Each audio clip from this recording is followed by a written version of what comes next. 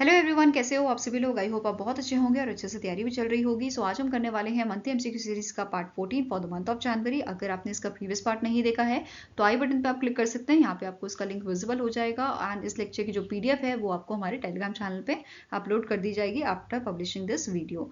And PDF जो है ये आपको टेलीग्राम चैनल पे मिलेगी और टेलीग्राम चैनल का लिंक कहाँ मिलेगा, आपके डिस्क्रिप्शन बॉक्स में। ठीक है, तो जल्दी से स्टार्ट करेंगे आज का सेशन। फर्स्ट आपका क्वेश्चन है, India recently in January sign an MOU with which country to enhance collaboration in a cyber security in a cyber crime investigation.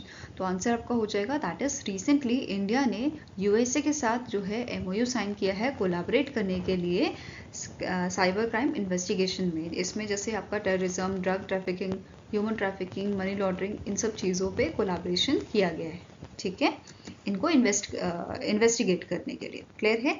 अब सिग्नेटरीज की बात करें तो इंडिया की तरफ से ये अग्रीमेंट साइन किया था इंडियन एम्बेसडर विनय क्वात्रा ने एंड यूएसए की तरफ से यहाँ की जो एक्टिंग यूएसए डेप्यूटी सेक्रेटरी हैं ऑफ होमलैंड सिक्योरिटी क्रिस्टी कैनेगुलो, इनके द्वारा ये अग्रीमेंट साइन किया गया था। और अब बात करें अगर इम्प्लीमेंटेशन की तो इंडिया की तरफ से कौन सी ऑर्गेनाइजेशन इस अग्रीमेंट को इम्प्लीमेंट करने वाली है, Indian cyber crime coordination centre, और यूएसए की तरफ से department of homeland security along with its agencies. USA की जो एजेंसी है US immigration and custom enforcement and homeland security investigation cyber crime centre, ये सब यहाँ पे इस अग्रीमेंट को मतलब इसके एग्जीक्यूशन को ओवरसी करेंगे। ओके, नेक्स्ट आपका क्वेश्चन है, which insurance company has partnered with Saraswat corporative bank to offer insurance solution.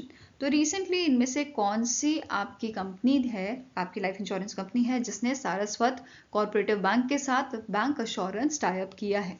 तो आंसर हो जाएगा आपका यहाँ पे it is PNB MetLife insurance. Answer here is option number C, PNB MetLife India insurance company जो है उनके द्वारा ये आपका बैंक अश्योरेंस टाई अप किया गया है। Fine. Now PNB MetLife India जो है इसके एमडी एंड सीईओ कौन है, समीर बंसल।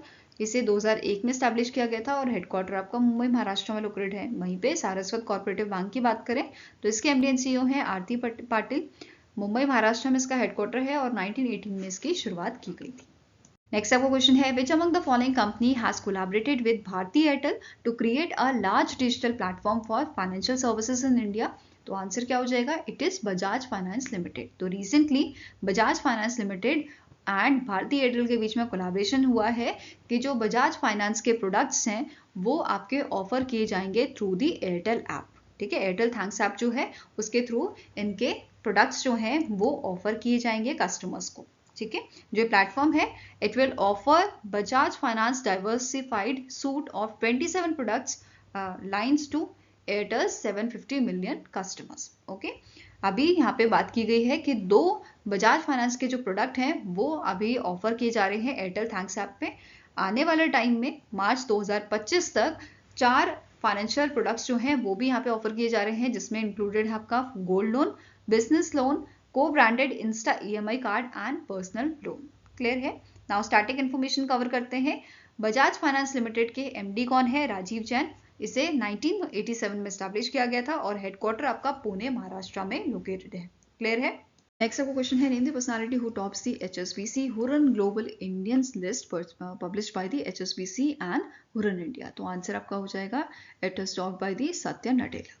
ठीक है, ये जो लिस्ट है ये हमें बताती है 200 मोस्ट वैल्यूएबल कंपनीज की वर्ल्ड की, जिन्हें लीड कौन कर रहा है, इंडियन ओरिजिन के लीडर्स। ओके, तो आंसर आपका यहाँ पे है सत्या नडेला, जिन्होंने टॉप किया है इस लिस्ट को, और इनकी कंपनी की वैल्यू आपकी है 3146 बिलियन की। ऐसे ही अगर टॉप 10 की अगर हम बात करें तो सेकंड नंबर पे आपके आते हैं Sundar Pichai from Google, Neel Mohan from YouTube, Thomas Kurian from Google cloud, Shantanu Narayen, then आपके Adobe, then Sanjiv Lamba Linde से, Vasant Narasimhan from Novartis, then Arvind Krishna from IBM, Vimal Kapoor Honeywell, Kevin from Stryker.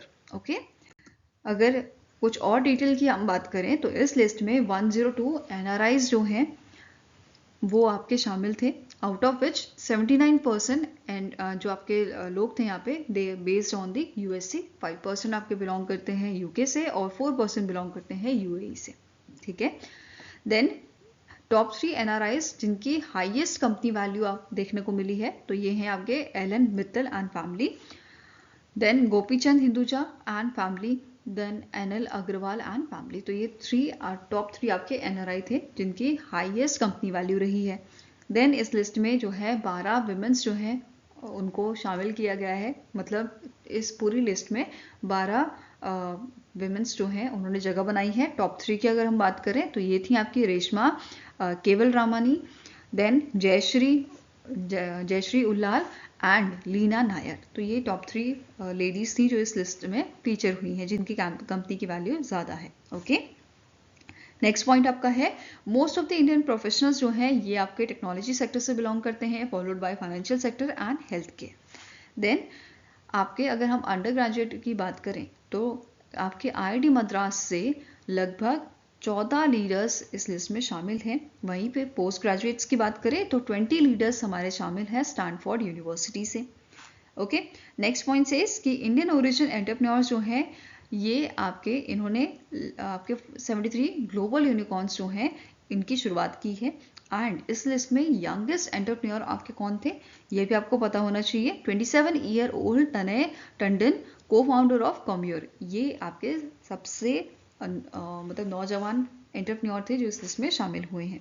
Last आपका पॉइंट है इंडियन ओरिजिन्स के लीडर जो आपके बिलोंग करते हैं, मतलब सबसे ज़्यादा इंडियन लीडर्स जो इसमें शामिल हुए थे वो कहाँ से बिलोंग करते हैं, तमिलनाडु जैसे स्टेट से, पंजाब, केरला, महाराष्ट्र से। ओके, नेक्स्ट क्वेश्चन है name the personality who has launched the संचार साथी app for enhancing telecom security and empowering citizens at the digital Bharat Nidhi fund 4G mobile sites in new Delhi. तो रिसेंटली जो ज्योति आदित्य M सिंधिया जी हैं इनके द्वारा लॉन्च किया गया था आपका संचार साथी ऐप को। इस ऐप के अगर फीचर्स की बात करें तो यहाँ पे चक्षु फीचर दिया गया है जो हमें हेल्प करेगा कि हम सस्पेक्टेड कॉल्स या जो SMS हैं वो जो भी अननोन यूज़र से आ रहे हैं या हमें लगता है कि वो ठीक नहीं है तो हम उसे जो है रिपोर्ट कर सकते हैं।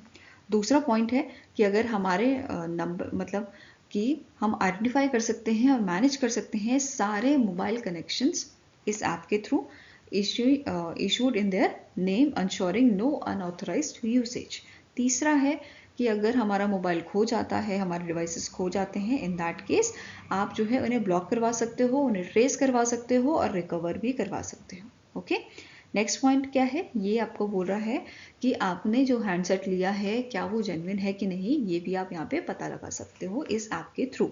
ओके, नाउ और इन्फॉर्मेशन देख लेते हैं, जैसे संचार साथी पोर्टल, अभी बात की गई है संचार साथी ऐप, ठीक है, संचार साथी ऐप लॉन्च की गई है। इससे पहले 2023 में संचार साथी पोर्टल आपका लॉन्च किया गया था। इसकी अचीवमेंट की बात करें तो इसमें से 9 करोड़ विजिट्स यहाँ पे देखने को मिली हैं। इसके अलावा 2.75 करोड़ फ्रॉडुलेंट मोबाइल कनेक्शन जो है उनको डिस्कनेक्ट किया गया है। 25 लाख से ज़्यादा जो लॉस्ट और स्टोलन डिवाइसेस थे उनको रिकवर किया गया है। 12.38 लाख व्हाट्सएप अकाउंट जो आपके लिंक थे साइबर क्राइम से उनको बंद किया गया है। साथ में ही आपके 11.6 लाख म्यूल बैंक अकाउंट्स जो थे उनको फ्रीज किया गया है, ठीक है, ताकि फाइनेंशियल फ्रॉड्स ना हो। ओके, इसी के साथ यहाँ पे लॉन्च किया गया था नेशनल ब्रॉडबैंड मिशन 2.0, जो नया वर्जन है नेशनल ब्रॉडबैंड मिशन 1 का, जिसका मेन एम क्या था कि डिजिटल इंफ्रास्ट्रक्चर को डेवलप करना है इंडिया में। ओके, अब इस पहला जो आपका वर्जन था इसको 2019 में लॉन्च किया गया था as a part of a national digital communication policy 2018, जिसका विजन क्या था कि हमें डिजिटल कम्युनिकेशन इंफ्रास्ट्रक्चर को फास्ट ट्रैक करना है, उसमें तेज़ी लानी है, डिजिटल डिवाइड को हमें कम करना है, डिजिटल एम्पावरमेंट को हमें बढ़ाना है एंड प्रोवाइड करना है affordable and universal access broadband का, ठीक है, इजीली और अफोर्डेबल हमें ब्रॉडबैंड सर्विसेज सभी को प्रोवाइड करनी है, ये इसका मेन एम था। ओके, नाउ अब बात करते हैं हमारा जो सेकेंड आपका वर्जन है 2.0 नेशनल ब्रॉडबैंड मिशन का। इसका एम है कि 2030 तक हमें एक्सटेंड करना है operational optical fibre cable connectivity 2.70 lakh villages में। नेक्स्ट पॉइंट आपका कह रहा है हमें ब्रॉडबैंड कनेक्टिविटी जो है ये प्रोवाइड करनी है 90% ऑफ एंकर इंस्टीट्यूशन जैसे स्कूल्स में, PHCs में, आंगनवाड़ी सेंटर, पंचायत ऑफिस में बाय द ईयर 2030। नेक्स्ट आपका पॉइंट है हमें इम्प्रूव करना है फिक्स्ड ब्रॉडबैंड डाउनलोड स्पीड्स। जो नेशनल एवरेज आपका देखा गया है नवंबर 2024 में 63.55 Mbps का था, इसे हमें बढ़ाकर 100 Mbps करना है 2030 तक। नेक्स्ट है कि हमें मैप करना है गवर्नमेंट ओन्ड फाइबर नेटवर्क्स को 2026 तक। रिड्यूस करना है right of way application processing को 60 दिन से कितना रिड्यूस करना है 30 दिन बाय 2030। इसके अलावा हमें इंक्रीज करना है number of rural internet subscriber ensuring 30% of mobile towers are powered by the sustainable energy, और ये सब चीज़ें करनी है 2030 तक। इसके अलावा एक और चीज़ यहाँ पे इनॉग्रेट किया गया था ज्योतिरादित्य एम सिंधिया द्वारा कि इन्होंने इंट्रा सर्कल रोमिंग जो है वो आपका इनॉग्रेट किया है at the DBN fund 4G mobile sites.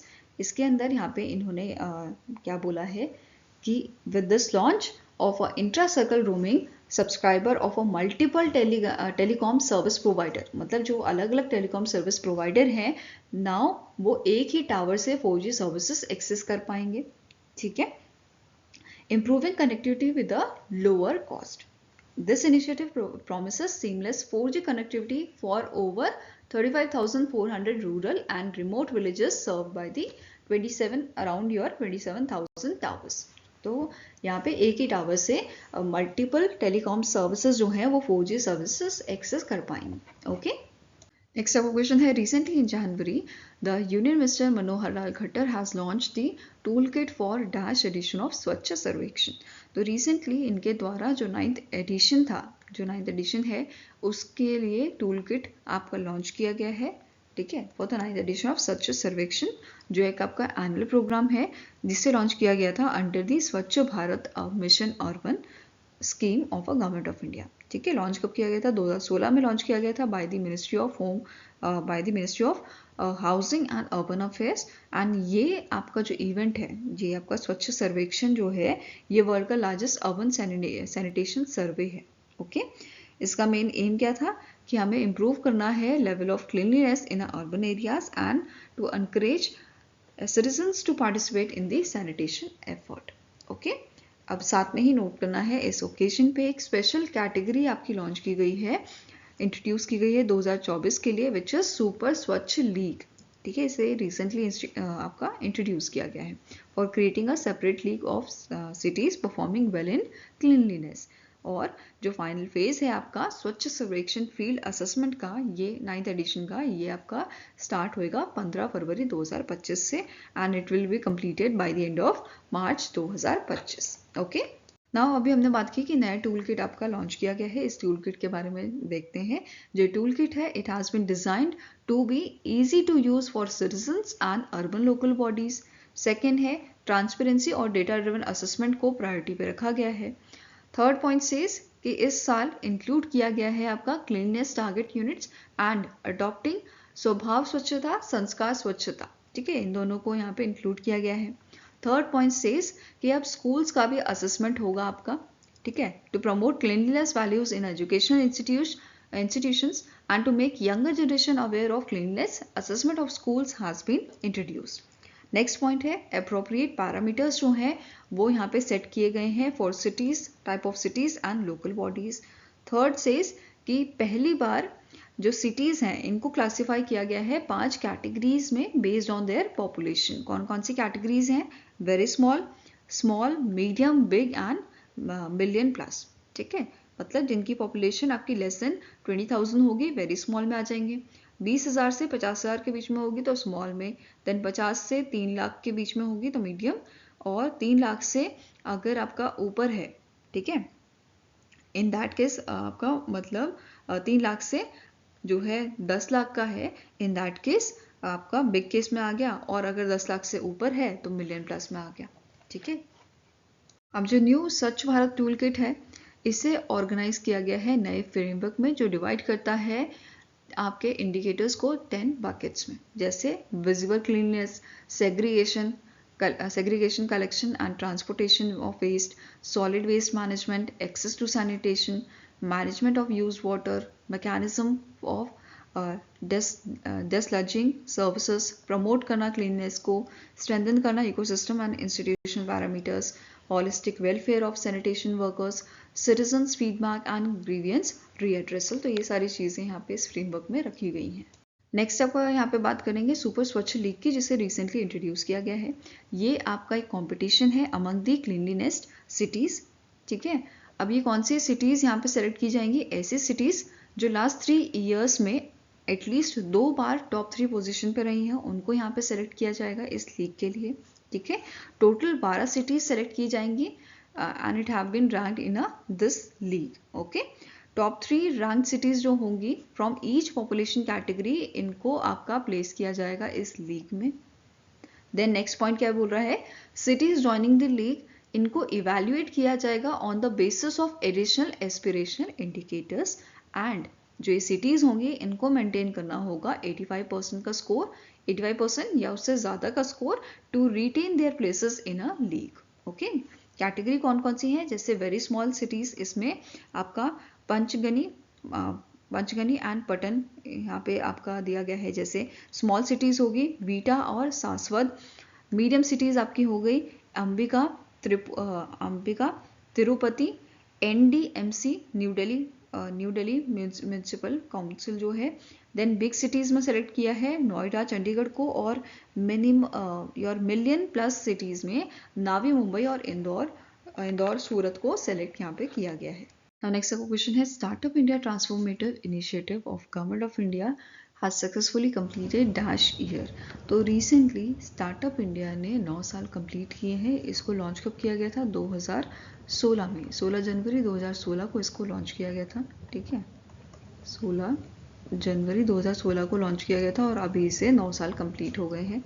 अब साथ में बात कर लेते हैं इसके अचीवमेंट की, ठीक है। एक तो हाँ, मेन एम क्या था इसका स्टार्टअप इंडिया को लॉन्च करने का, कि जो हमारे स्टार्टअप्स हैं उनकी ग्रोथ को बूस्ट किया जाए, स्टार्टअप्स को बढ़ाया जाए, ये इसका मेन एम था, ठीक है। अचीवमेंट्स की बात करें तो एज ऑफ 31 अक्टूबर 2024, ठीक है, 2016 से 2024 की यहाँ पे बात की गई है। तो इस दौरान पे 16.67 लाख जो डायरेक्ट एम्प्लॉयमेंट है, डायरेक्ट जॉब्स हैं, वो यहाँ पे जनरेट हुई हैं। स्टार्टअप्स की बात करें तो DPIIT ने as of 15 Jan 1.59 lakh startups जो हैं उनको रिकॉग्नाइज किया गया है, ठीक है। साथ में इसी सक्सेस के साथ इंडिया जो है वर्ल्ड का तीसरा लार्जेस्ट स्टार्टअप इकोसिस्टम बना है, ओके। अगर बात की जाए यहाँ पे कि विमेन डायरेक्टर्स की, ठीक है, तो 73,151 स्टार्टअप्स ऐसे रिकॉग्नाइज किए गए हैं जिसमें एटलीस्ट एक विमेन डायरेक्टर है, जो विमेन एम्पावरमेंट को दर्शाता है कि विमेन एम्पावरमेंट जो है वो आपकी बढ़ रही है, विमेन एंटरप्राइजेस जो हैं वो आपके बढ़ रही हैं, ठीक है, जो काफ़ी अच्छी बात है। नाउ अगर यहाँ पे हम बात करें स्टार्टअप्स की, अगर 2016 से हम जो है कंपेयर करें तो 2016 में 500 आपके स्टार्टअप्स जो हैं वो रिकॉग्नाइज किए गए थे DPIIT द्वारा, और 2025 में ये आपके कितने हैं? 1.59 लाख का डेटा इन्होंने यहाँ पे रिलीज किया है, ठीक है। अब कौन से लीडिंग आपके स्टार्टअप्स हैं जहाँ पे जॉब क्रिएट सबसे ज़्यादा हुई है? तो सबसे ज़्यादा आपका है IT सेक्टर में, कितना है? 2.04 लाख का यहाँ पे जो है जॉब क्रिएशन हुआ है। Then followed by your health care and life sciences which is 1.47 lakh. Professional and commercial services जो हैं ये आपकी रही हैं 94,060 की, और एजुकेशन फील्ड में आपकी जॉब्स क्रिएट हुई हैं 90,414 की। और कौन कौन सी स्कीम्स आपकी जो हैं इस स्टार्टअप इंडिया के अंडर आती हैं? जैसे स्टार्टअप इंडिया सीड फंड हो गया, ठीक है, seed fund schemes, credit guarantee scheme for startups, fund of funds for startup scheme. तो ये सारी स्कीम्स आपके इस स्टार्टअप इंडिया जो इनिशिएटिव है उसके अंडर आती हैं, ओके। नेक्स्ट आपकी बात करते हैं इस ओकेजन पे जो 9th फाउंडेशन डे था स्टार्टअप इंडिया का। इस ओकेजन पे यूनियन मिनिस्टर पीयूष गोयल जी ने लॉन्च किए थे 2 की इनिशिएटिव। पहला आपका है प्रभाव फैक्ट बुक, दूसरा है प्रभाव स्टार्टअप चैलेंज। तो ये जो फैक्ट बुक है ये आपका एक कॉम्प्रिहेंसिव गाइड है to India startup ecosystem achievement, जो 2016 से 2024 के बीच में हमने अचीव की है, और ये हाईलाइट करता है regional contribution and growth trajectory startups की, ओके।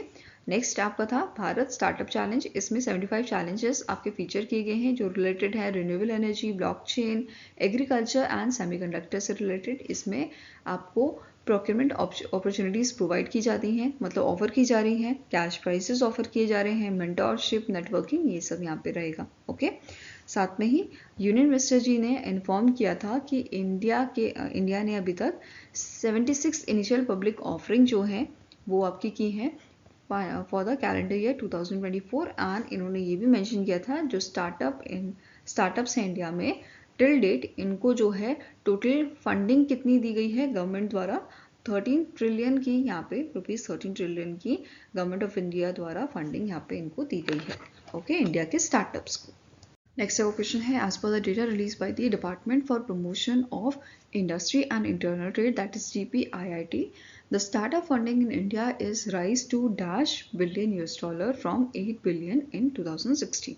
तो 2016 से यहाँ पे कंपेयर किया जा रहा है और यहाँ पे जो अमाउंट है आपका, जो फंडिंग है स्टार्टअप फंडिंग, ये कितनी आपकी राइज हुई है, तो इट इज़ $115 बिलियन।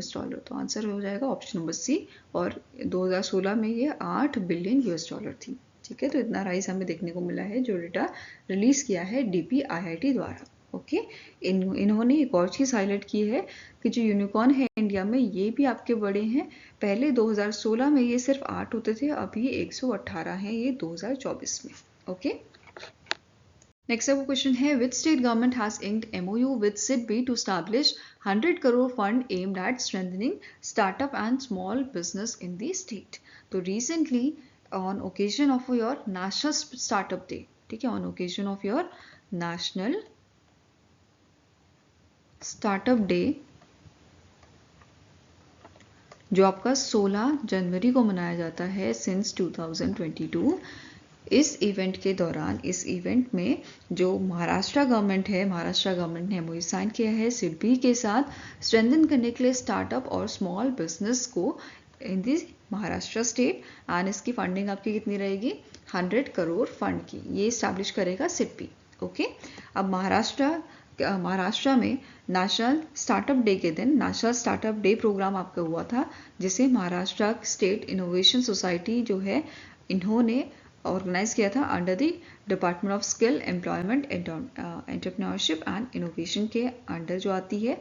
और ये इवेंट कहाँ हुआ था, मुंबई महाराष्ट्र में, और इसी दौरान MOU साइन हुआ था। और साथ में ही जो CM है देवेंद्र फडणवीस, इन्होंने इन्फॉर्म किया था, इन्होंने अनाउंस किया था कि अब 30 करोड़ का फंड जो है ये आपका अवेलेबल कराया जाएगा at every divisional centre.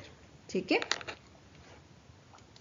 Next आपकी बात करते हैं इंपॉर्टेंट पॉइंट की, जैसे स्टार्टअप पॉलिसी फोरम ने DPIIT और स्टार्टअप इंडिया के साथ मिलकर लॉन्च किए थे 2 की इनिशिएटिव, विच इज स्टार्टअप बैठक एंड दूसरा था स्टार्टअप बातचीत। ये दोनों इवेंट आपके 15 से 16 जनवरी के बीच में हुए थे। कहाँ पे, न्यू दिल्ली में हुए थे। ठीक है, ये आपका हेल्ड हुआ था G20 summit room in Bharat Mandapam, new Delhi. Okay, अब इस इवेंट के दौरान क्या हुआ है, स्टार्टअप बातचीत की अगर बात करें तो जो आपके इम्पॉर्टेंट पॉलिसीज इशू थे उनको यहाँ पे डिस्कस किया गया है, जैसे data privacy, reverse flipping, AI governance, capital market regulation, then fintech regulation, इन सब से रिलेटेड चीज़ें यहाँ पे डिस्कस की गई हैं।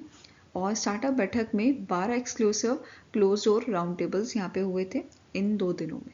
ठीक है, कौन कौन से स्टार्टअप्स यहाँ पे पार्टिसिपेंट्स थे, तो जैसे स्विगी हो गया, जीरोधा, रेजर पे, प्रेड, पाइन लैब्स, ये सारे थे। ओके, साथ में ही यहाँ पे मैंने आपको बताया कि SPF ने ऑर्गेनाइज किया था स्टार्टअप बातचीत। ठीक है, 2 इनिशिएटिव थे, एक स्टार्टअप बैठक हो गया, दूसरा है स्टार्टअप बातचीत। स्टार्टअप बातचीत आपका एक फॉर्मल नेटवर्किंग इवेंट था, ठीक है, जिसमें आपका founders, investor and policy makers, इनका मेन एम क्या था कि इन सबको एक साथ लाना, फाउंडर को, इन्वेस्टर को और पॉलिसी मेकर को, ताकि ये स्टार्टअप आउटलुक को डिस्कस कर सके फॉर 2025। क्लियर है। नेक्स्ट क्वेश्चन है, Donald Trump sworn in as a dash president of USA। तो रिसेंटली डोनाल्ड ट्रंप ने शपथ ले ली है और ये USA के 47th प्रेसिडेंट जो हैं वो बने हैं, और इनका ये सेकेंड टर्म है। पहला टर्म कब था, पहला टर्म था आपका 2017 से 2021 का, और ये उस टाइम पे 45th आपके प्रेसिडेंट बने थे। क्लियर है। इनके साथ साथ ही 50th वाइस प्रेसिडेंट आपके बनाए गए हैं, जिनका नाम है जेम्स डेविड वेंस, या जेडी वेंस आप इन्हें कह सकते हो, और इन्होंने रिप्लेस किसे किया है, कमला हैरिस को। वहीं पे डोनाल्ड ट्रम्प जो हैं इन्होंने सक्सीड किया है जो बाइडेन को। नेक्स्ट आपका क्वेश्चन है, India has recently in January sign an MOU with which country in a field of sports and sustainable urban development. तो आपके जो यूनियन मिनिस्टर हैं S Jaishankar ji, external affairs minister, उनका विजिट हुआ था स्पेन में, और स्पेन कंट्री के साथ हमने 2 MOU साइन किए हैं, एक तो स्पोर्ट्स से रिलेटेड और दूसरा है आपका सस्टेनेबल अर्बन डेवलपमेंट से रिलेटेड। ओके, तो आंसर क्या हो जाएगा, it is option number B. इसके अलावा और इम्पॉर्टेंट पॉइंट्स, जैसे एस जयशंकर जी ने यहाँ पे एड्रेस की थी 9th annual conference of ambassador. ये जो आपकी इवेंट थी, इसे ऑर्गेनाइज किसने किया था, स्पेन की जो फॉरेन अफेयर मिनिस्ट्री है उसके द्वारा इसको ऑर्गेनाइज किया गया था, और इसका थीम था a foreign policy with our own identity. Okay, इस कॉन्फ्रेंस को इन्होंने अटेंड किया था यहाँ पे। साथ में ही इन्होंने इस इवेंट में हाईलाइट किया था कि 2026 को डेजिग्नेट किया गया है as a dual year to celebrate cultural exchange, tourism and advancement in AI between these 2 nation, India and Spain. यहाँ पे बात हो रही है स्पेन की। ओके, साथ में ही अनाउंस किया गया था स्पेन का कॉन्सुलेट जो है वो स्टैब्लिश होगा आपका बेंगलुरु कर्नाटका में, for strengthening bilateral relation between these 2 Nations. इसी के अलावा आपको ये भी नोट करना है कि जो हमारे एस जयशंकर जी हैं, जो हमारे एक्सटर्नल अफेयर्स मिनिस्टर हैं, उन्होंने जो है मीटिंग की थी मैनुअल एल्बरेज के साथ, जो फॉरेन मिनिस्टर हैं, स्पेनिश किंग फ्लिपी 6 के साथ, एंड प्रेसिडेंट पेड्रो सैंचेज के साथ। तो इसमें से स्टार्टिंग क्वेश्चन आपको बन सकता है। ओके, नेक्स्ट आपका क्वेश्चन है, according to the ministry of commerce and industry, India has become the world's largest coffee producing country with export reaching $1.29 billion in financial year 2024। तो as per the ministry of commerce and industry, India जो है ये 7th largest, world की 7th largest coffee producing country बन गया है, और coffee export India का आपका पहुंच गया है, फाइनेंशियल ईयर 2024 की बात की जा रही है, इट इज $1.29 बिलियन। क्लियर है। अब सबसे ज्यादा जो एक्सपोर्ट किया गया है कॉफी इंडिया ने कहाँ पे किया है, ये आपका किया है, अगर हम फर्स्ट हाफ की बात करें जनवरी 2025 की, तो ये आपकी कंट्रीज हैं इटली, बेल्जियम एंड रशिया, जिनको सबसे ज्यादा कॉफी इंडिया ने एक्सपोर्ट की है, which is over 9,300 tons of coffee. Okay, इसके अलावा डोमेस्टिक कंजप्शन जो है इंडिया का, ये भी आपका बढ़ गया है। अगर हम 2012 से कंपेयर करें 2023 का, तो 2012 में 84,000 टन्स का हमारा कंजप्शन होता था, डोमेस्टिक कंजप्शन। इंडिया के अंदर ही जो लोग कंज्यूम कर रहे हैं आपका कॉफी, वो आपका इंक्रीज होकर 2023 में कितना हो गया, 91,000 टन्स ये बढ़ गया है। इसके अलावा नाउ नेक्स्ट अब बात कर लेते हैं इंडिया के टॉप 3 कॉफी प्रोड्यूसिंग स्टेट्स कौन से हैं। तो सबसे ज़्यादा अगर हम बात करें 2022-23 की, तो इस डेटा के अनुसार सबसे ज़्यादा प्रोडक्शन कॉफ़ी का किया गया है आपका कर्नाटका में, which is 2,48,020 MT। Second number पे आता है आपका केरला, और इसने प्रोडक्शन किया है 72,425 MT का। एंड थर्ड नंबर पे आता है Tamil Nadu, which is 18,700 MT। Clear है। ये तीन स्टेट्स इंडिया के सबसे ज़्यादा कॉफ़ी प्रोड्यूस करते हैं। फाइन, नाउ एडिशनल इन्फॉर्मेशन देख लेते हैं, जैसे टॉप 3 कॉफ़ी प्रोड्यूसिंग कंट्रीज कौन सी हैं, ब्राज़ील, वियतनाम एंड कोलंबिया। ठीक है, देन नेक्स्ट आता है कॉफ़ी कंज्यूमिंग कंट्री, ये आपका 2023 का डेटा मैं बता रही हूँ, उसके अकॉर्डिंग USA, ब्राज़ील और जापान जो हैं ये टॉप 3 आपकी कॉफ़ी कंज्यूमिंग कंट्री है, जिसमें सबसे ज़्यादा कॉफ़ी कंज्यूम की जाती है। फाइन, इसके अलावा कॉफ़ी का जन्म कहाँ हुआ है या कहाँ से एक्चुअल में कॉफ़ी आई है, तो आपका आंसर हो जाएगा इथोपिया में। इथोपिया जो है टॉप 5 कंट्रीज, ऐसी कंट्रीज जो आपका सबसे ज़्यादा कॉफ़ी प्रोड्यूस करती हैं, तो उसमें ये टॉप 5 कंट्री में आता है। ठीक है, इसके अलावा हम इंटरनेशनल कॉफ़ी डे भी आपका ऑब्जर्व करते हैं। कब ऑब्जर्व किया जाता है, 1 अक्टूबर को ये आपको ऑब्जर्व किया जाता है। फाइन, अब इंडिया में एक बोर्ड भी है, कॉफ़ी बोर्ड ऑफ इंडिया, जो आपकी एक ऑर्गेनाइजेशन है। इसका काम क्या है कि इसका काम है प्रमोट करना कॉफ़ी प्रोडक्शन को इंडिया में, और कौन सी मिनिस्ट्री के अंडर आती है, तो ministry of commerce and industry के अंडर ये आती है। क्लियर है। Now coffee board of India की बात कर रहे हैं तो स्टार्टिंग इन्फॉर्मेशन भी कवर कर लेते हैं। इसके चेयरमैन करंटली है एमजे दिनेश। हेडक्वार्टर लोकेटेड आपका बेंगलुरु कर्नाटका में और 1942 में इसे स्टैब्लिश किया गया था। नेक्स्ट आपका क्वेश्चन है which among the following rice of Andaman and Nicobar island recently got the GI tag. तो रिसेंटली कुछ टाइम पहले आपका जो अंडमान एंड निकोबार आइलैंड है इसके 7 प्रोडक्ट्स को जीआई टैग दिया गया था और ये पहला ऐसा यूनियन टेरिटरी बना है जिसको एक ही बारी में 7 जीआई टैग मिले हैं। ठीक है, नाउ क्वेश्चन पे आते हैं। क्वेश्चन क्या बोल रहा है कि कौन सा इनमें से राइस है जिसको रिसेंटली जीआई टैग मिला था और ये अंडमान निकोबार से बिलोंग करता है।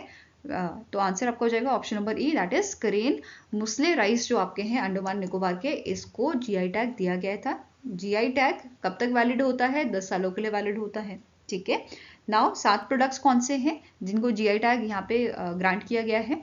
तो पहला आपका है निकोबार मैट, निकोबारी हट एंड निकोबारी होडी क्राफ्ट। तो ये आपके हैंडक्राफ्ट्स वाली कैटेगरी में ये इन प्रोडक्ट्स को जीआई टैग मिला है। फर्नीचर की कैटेगरी में पॉडॉक वुड क्राफ्ट जो है इसको मिला है।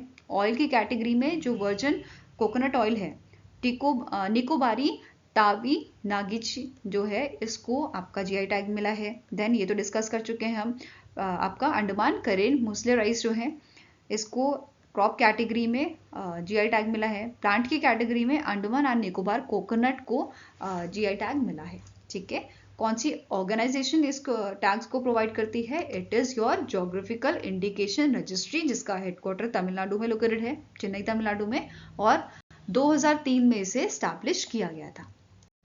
नेक्स्ट एक और चीज जो इम्पोर्टेंट है, रिसेंटली जो पीयूष गोयल जी हैं जो हमारे यूनियन मिनिस्टर हैं ministry of commerce and industry के, इन्होंने बोला है कि हमारा टारगेट है, ठीक है, हमारा टारगेट क्या है कि हमें 2030 तक 10,000 जीआई टैग्स जो हैं वहां तक पहुंचना है। मतलब एक हमने टारगेट सेट कर दिया है कि 2030 तक हमें 10,000 जीआई टैग पे पहुंचना है। इस टारगेट को हमें अचीव करना है और ये अनाउंसमेंट इन्होंने की थी जीआई समागम जो न्यू दिल्ली में आपका हुआ था, which is organised by DPIIT and India Today group.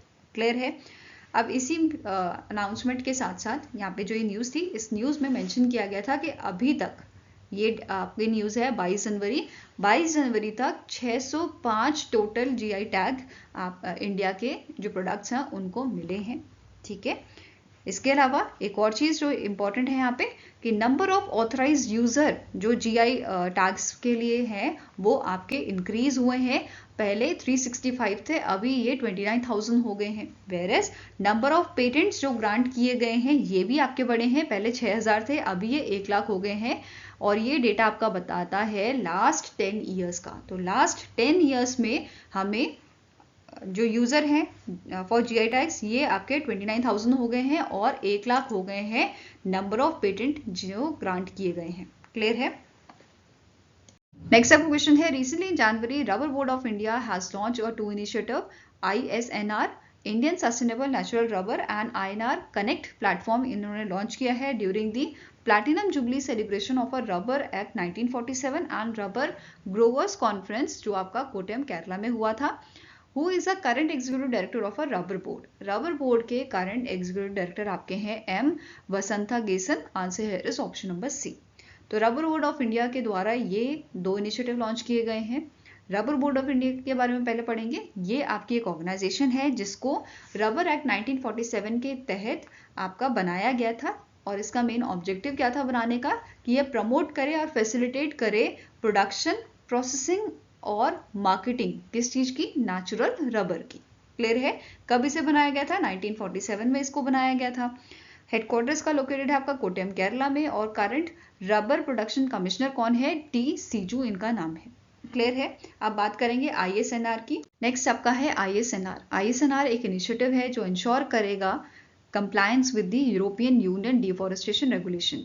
EUDR एक आपका लॉ है जो कहता है, जिसका मेन एम है कि हम कम करें आपका डिफॉरेस्टेशन और फॉरेस्ट डिग्रेडेशन जो है वो कम से कम करें which is caused by your imported products. ठीक है, ये कैसे होगा? By streamlining the rubber supply chain for a European markets. Okay, साथ में ही ISNR जो है इसमें इंक्लूड किया गया है ट्रेसेबिलिटी सर्टिफिकेशन।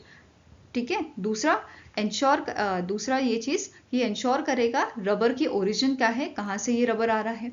तीसरा कंफर्म करेगा इट्स कंप्लायंस कि ये जो रिक्वायरमेंट है EUDR के, यूरोपियन यूनियन डिफॉरेस्टेशन रेगुलेशन के, वो फॉलो हो रहे हैं कि नहीं हो रहे हैं। ठीक है, ये चीज़ क्लियर हुई। दूसरा आपका इनिशिएटिव है आपका INR कनेक्ट, जो एक वेब बेस्ड प्लेटफॉर्म है जो कनेक्ट करेगा अनटैप्ड रबर ग्रोअर्स को with adopters to improve plantation productivity. ठीक है, अनटैप्ड रबर ग्रोअर्स क्या है, ऐसे आपके फॉर एग्जांपल एक पर्सन है, उसने लैंड लिया है, उसमें रबर के जो प्लांट्स होते हैं, रबर के जो ट्री होते हैं वो ग्रो किए हैं, बट वो खुद उसे मैनेज नहीं कर रहा है, उसने किसी और के भरोसे से छोड़ा हुआ है। ठीक है, तो क्या हो रहा है कि जो रबर का बेसिकली आपका जो लेटेक्स एक्सट्रैक्शन होता है, ठीक है, जो वाइट वाला सॉल्यूशन होता है जो पेड़ों से मिलता है, वो चीज़ हो ही नहीं रहा, मतलब हार्वेस्टिंग यहाँ पे हो नहीं रही है। ठीक है, तो ये प्लेटफॉर्म आपका एक डेटाबेस मेंटेन करेगा और इसका काम क्या रहेगा, ये कनेक्ट करे ऐसे आपके जगहों को या ऐसे आपके ओनर्स को जिनका रबर हार्वेस्ट नहीं हुआ है या प्रॉपरली हार्वेस्ट वहाँ पे किया नहीं जा रहा है। ठीक है, टू दी ऐसे पर्सन जो हार्वेस्ट करते हैं। ठीक है, तो यहाँ पे इससे क्या होगा, प्लांटेशन प्रोडक्टिविटी आपकी इंक्रीज हो जाएगी। मतलब कि काम यहाँ पे एक जगह है, प्रोडक्शन हो रहा है बट हार्वेस्ट किया नहीं जा रहा, तो फायदा नहीं है उस चीज का, है ना। तो ऐसे लोग जो हार्वेस्ट करते हैं, ठीक है, ऐसे वर्कर जो हार्वेस्ट करते हैं, उनको अगर हम लैंड जो ओनर हैं, जो ये इस बगान के मालिक हैं, उनके साथ अगर कनेक्ट कर दें तो प्रोडक्टिविटी जो है आपकी प्लांटेशन प्रोडक्टिविटी, ये भी काफ़ी अच्छी हो जाएगी। ठीक है, दूसरा ये क्या बोलता है, it certifies participants offering training in sustainable practices. ऐसे मतलब जो काम करने वाले होंगे उनको सस्टेनेबल प्रैक्टिसेस यहाँ पे ऐसी ट्रेनिंग दी जाएगी कि कम से कम क्षति पहुंचे पेड़ों को। ठीक है, ये क्लियर है। और इन सब का पूरा डेटा कहाँ पे आपका मेंटेन होगा, INR कनेक्ट जो वेब बेस्ड प्लेटफॉर्म है वो इसे मैनेज करेगा, ये इसे यहाँ पे डेटा स्टोर करेगा।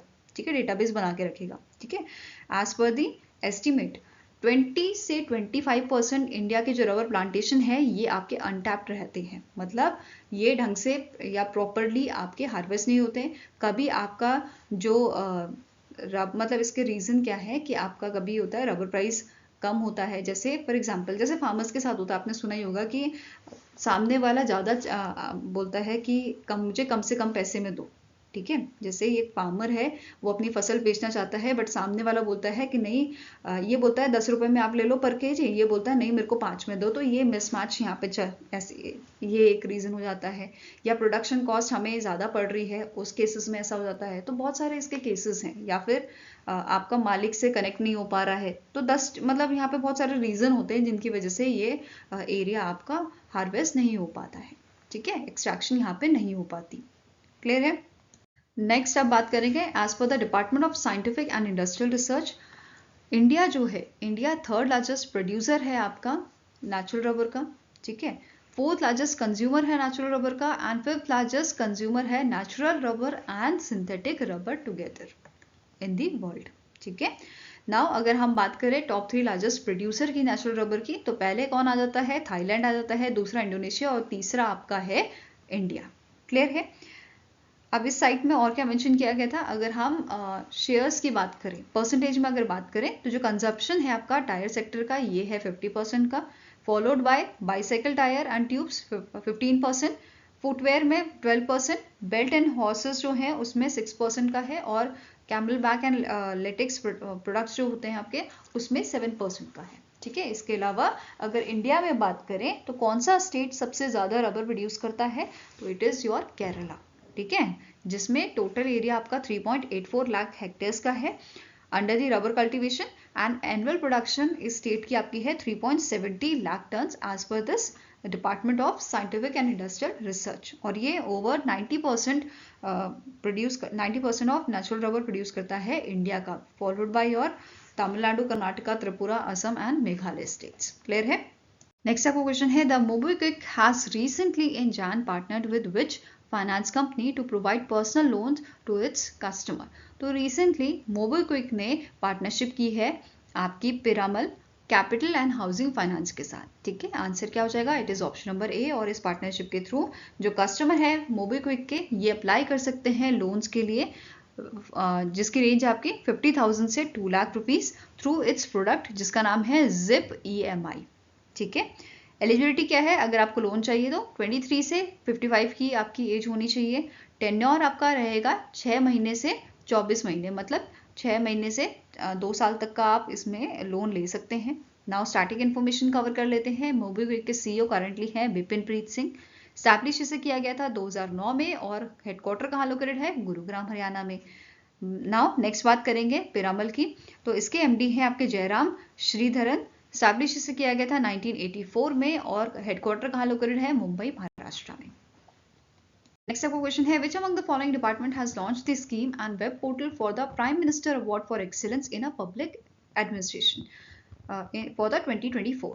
तो इसमें से कौन सा डिपार्टमेंट है जिसके द्वारा लॉन्च किए गए हैं या ऑफिशियली आपका स्कीम और वेब पोर्टल लॉन्च किया गया है prime minister award for excellence in public administration के लिए? तो आंसर आपका हो जाएगा it is department of administrative reform and public grievance. तो answer is option number B. जो ये अवार्ड्स हैं ये बेसिकली रिकॉग्नाइज करते हैं सिविल सर्वेंट को, उनके कंट्रीब्यूशन को, एक्सेप्शनल कंट्रीब्यूशन को, अच्छे काम के लिए उनको ये अवार्ड दिया जाता है। और 3 कैटेगरी में अवार्ड दिया जाता है। कौन कौन सी कैटेगरीज हैं ये देख लेते हैं। जैसे पहली कैटेगरी है holistic development of district under 11 priority sector programme और इसमें 5 अवार्ड दिए जाते हैं। दूसरा आपका है कैटेगरी 2 एस्पिरेशनल ब्लॉक प्रोग्राम जिसमें अगेन 5 अवार्ड्स हैं। तीसरा आपका है इनोवेशन फॉर सेंट्रल मिनिस्ट्रीज और डिपार्टमेंट स्टेट्स एंड डिस्ट्रिक्ट, इसमें आपके 6 अवार्ड्स दिए जाते हैं। और इनके लिए रजिस्ट्रेशन डेट जो है वो आपकी मतलब रजिस्ट्रेशन जो है इनके स्टार्ट हुए थे आपके 20 जनवरी से। ठीक है, और नॉमिनेशन की मतलब जो लास्ट डेट है सबमिट करने के लिए नॉमिनेशन को, वो आपकी कब है? वो है 14 फरवरी। तो ये आपको ध्यान में रखना है। रजिस्ट्रेशन आपका 20 से 27 जनवरी तक आपके मतलब खुले हुए थे और 14 फरवरी को लास्ट डेट है सबमिट करने की नॉमिनेशन को। तो ये आपको ध्यान में रखना है।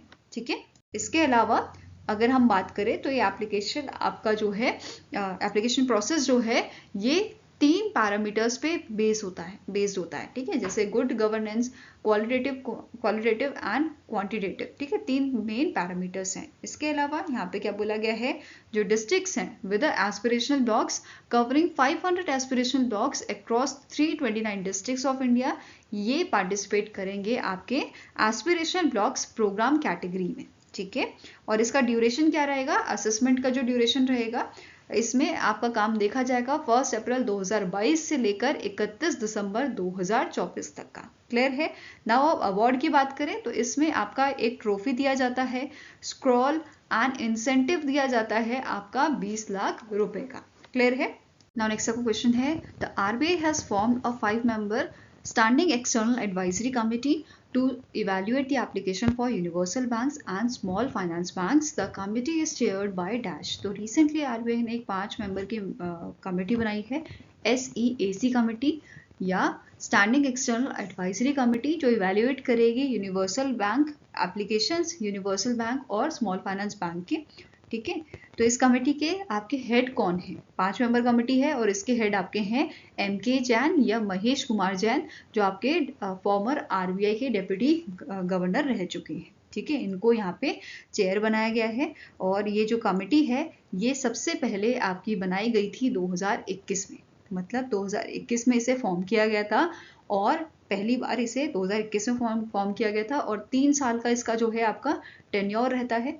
ठीक है, और इसके पहले चेयरपर्सन कौन थे? इनका नाम है श्यामला गोपीनाथ। ठीक है, ये पहले चेयरपर्सन बने थे इस कमेटी के। 2021 में फॉर्म की गई थी 3 साल के लिए, अब इसे दोबारा फॉर्म किया गया है। और अभी इसके चेयर कौन है?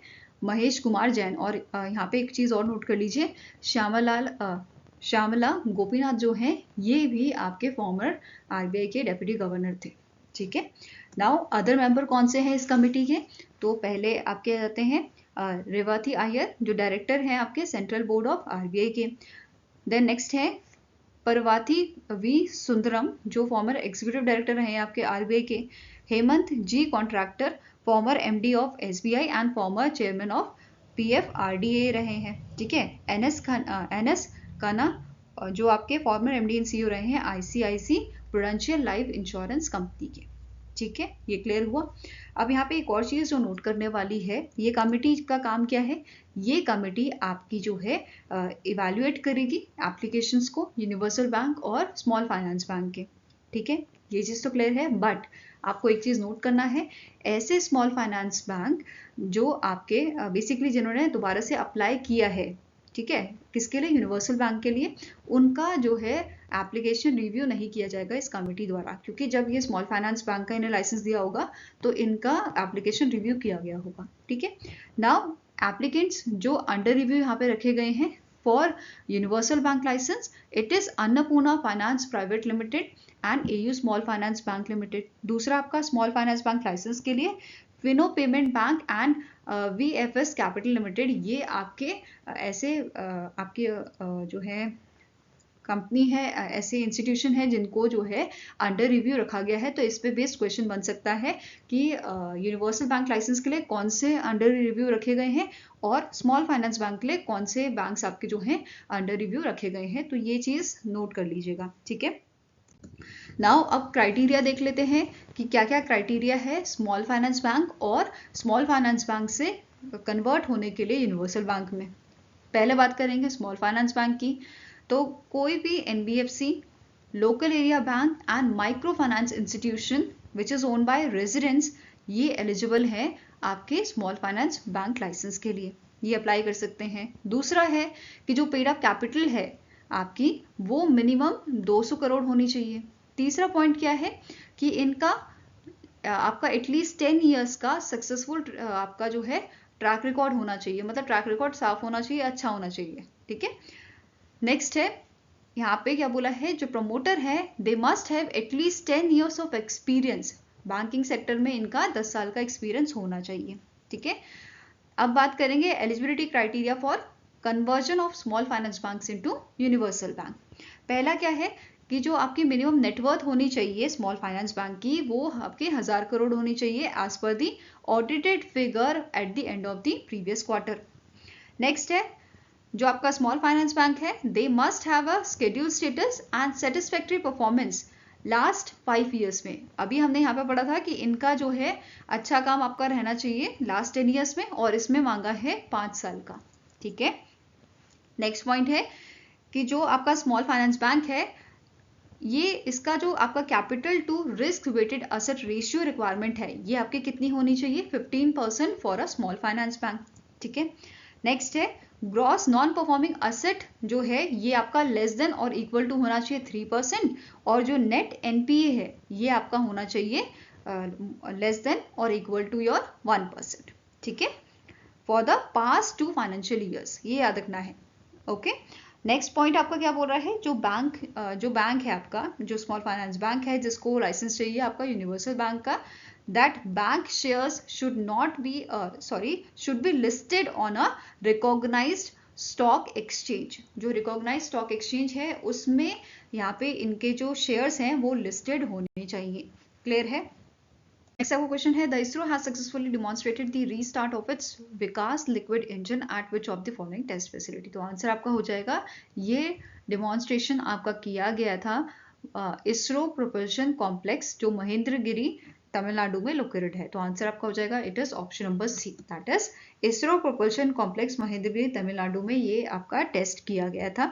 इस टेस्ट में जो इंजन है it was fired for 60 seconds, after which इसे जो है बंद कर दिया गया था, शट ऑफ कर दिया गया था for a period of 120 seconds followed by restart, and again यहाँ पे जो है फायरिंग आपकी की गई थी 7 सेकेंड ड्यूरेशन के लिए। वहीं पे इसका जो प्रीवियस टेस्ट था जो शॉर्टर ड्यूरेशन के लिए किया गया था, वो आपका किया गया था इन मंथ ऑफ दिसंबर, जहाँ पे जो है शॉर्ट ऑफ टाइम आपका था 42 सेकेंड का, एंड फायरिंग ड्यूरेशन आपकी की गई थी 7 सेकेंड्स के लिए। ठीक है, नाउ इसरो से आप इसरो रिलेटेड इंफॉर्मेशन देख लेते हैं। जैसे इसके चेयरमैन करेंटली है वी नारायणन, हेडक्वार्टर्स का लोकेटेड है बेंगलुरु कर्नाटका में, और 1969 में से स्टैब्लिश किया गया था। नेक्स्ट बात करते हैं core liquid stage for LVM, जो रिसेंटली जो चेयरमैन है इसरो के वी नारायण जी, इनके द्वारा फ्लैग ऑफ किया गया था। It is your core liquid stage of LVM-3, ठीक है। लॉन्च व्हीकल मार्क 3 का ये आपका स्टेज है, जिसे श्रीहरिकोटा आंध्र प्रदेश से फ्लैग ऑफ किया गया था। अब जो ये स्टेज है, it is the 10th L110 liquid stage, जो इंटीग्रेट की थी इसरो के प्रोपल्शन कॉम्प्लेक्स महेंद्रगिरी ने, and it is designated for LVM-3 mission under the commercial agreement, जो इंडिया की न्यू स्पेस इंडिया लिमिटेड और USA based AST space mobile and science limited के बीच में हुआ था, लिमिटेड लाइबिलिटी कंपनी के बीच में हुआ था, for the launch of their satellite blue bird block 2 satellite, ठीक है। जो स्टेज है इसे डिजाइन और डेवलप किया गया है by the liquid propulsion system centre during the development of a LVM-3 launch vehicle, and it is powered by the twin Vikas engine, okay. Next आपका क्वेश्चन है, name the team that has won Vijay Hazare trophy 2024-2025, जो आपका 23rd edition था। तो this edition was won by the Karnataka team, और Karnataka team का ये आपका 5th टाइटल है, क्लियर है। अब ये आपका कर्नाटका टीम ने फाइनल मैच को कौन सी टीम को डिफीट किया है? विदर्भ टीम को डिफीट किया था, ठीक है। अगर यहाँ पे आपका क्वेश्चन बने कि 22nd एडिशन किसने जीता था, previous edition, it was won by your Haryana, ठीक है, हरियाणा टीम ने इसे जीता था, फाइन। अब कर्नाटका टीम ने इससे पहले जो है कौन कौन से ईयर में या कौन कौन से टाइटल यहाँ पे जीते हैं, तो 2013-14 का, 14-15 का, 17-18 का और 19-20 का टाइटल इस टीम ने जीता है, ठीक है। इस बार इस टीम के कैप्टन आपके थे मयंक अनुराग अग्रवाल, और ये जो टूर्नामेंट आपका था 23 एडिशन जो था, इसे 21 दिसंबर से 18 जनवरी तक खेला गया था, फाइन। अब इस टूर्नामेंट में प्लेयर ऑफ द टूर्नामेंट कौन बने थे? Karun Nair from Vidarbha team, and इन्होंने जो है 779 रन्स जो हैं इन्होंने बनाए थे। वहीं पे अगर बॉलिंग की बात करें तो इसमें जीत हासिल की है अर्शदीप सिंह जी ने, ठीक है। इन्होंने यहाँ पे 20 विकेट्स लिए हैं, fine. Player of the match कौन थे आपके? समरन रविचंद्रन जो है प्लेयर ऑफ द मैच थे आपके इस टूर्नामेंट के, जो कर्नाटका टीम से बिलोंग करते हैं। प्राइज मनी क्या था इसमें? जो विनर टीम थी इन्हें 1 करोड़ का प्राइज मनी दिया गया है, और जो विदर्भ टीम है इन्हें 50 लाख का प्राइज यहाँ पे प्राइज अमाउंट इनको दिया गया है, fine. Now Vijay Hazare team trophy जो है इसे ऑर्गेनाइज कौन करता है? It is board of control for cricket in India, that is BCCI, इस वनडे डोमेस्टिक टूर्नामेंट को ऑर्गेनाइज करती है, क्लियर है। नेक्स्ट आपको क्वेश्चन है, doctor K. Ramchand, the founder and director of a Center for Airborne System under the DRDO lab, has recently in January passed away, in which year he was honored with the Scientist of the Year award. तो K. Ramchand जी जो हैं, जो आपके founder and director हैं centre for airborne system के under the DRDO lab, जिनकी image आप यहाँ पे देख पा रहे हो, इनका रिसेंटली डेथ हुआ है, और इन्हें scientist of the year award दिया गया था 1985 में। इसके अलावा इन्हें एक और अवार्ड मिला है, which is Distinguished Alumni Award from the Indian Institute of Sciences, IISc द्वारा ये अवार्ड इन्हें दिया गया था, ठीक है। साथ में ही नोट करना है, इन्होंने लीड किया था टीम को जिन्होंने बेसिकली डिज़ाइन और डेवलप किया है airborne early warning and control aircraft को, ठीक है, उस टीम को इन्होंने लीड किया था। इसके अलावा इन्होंने एक बुक भी लिखी है, the incredible journey of a Indian airborne warning and control system, जो रिलीज की गई थी at the arrow India in 2019। I hope guys आपको ये वीडियो पसंद आया हो। पसंद आए तो लाइक एंड शेयर जरूर कीजिएगा। हमारे साथ जुड़ने के लिए हमारे चैनल को सब्सक्राइब कीजिएगा। अगर आपके कोई सजेशन है तो आप हमें मेल कर सकते हैं, या फिर आप हमें कमेंट सेक्शन में भी लिख सकते हैं। सो मिलेंगे ऐसे ही नेक्स्ट वीडियो के साथ। Till then take care, have a nice day and all the best for your preparations.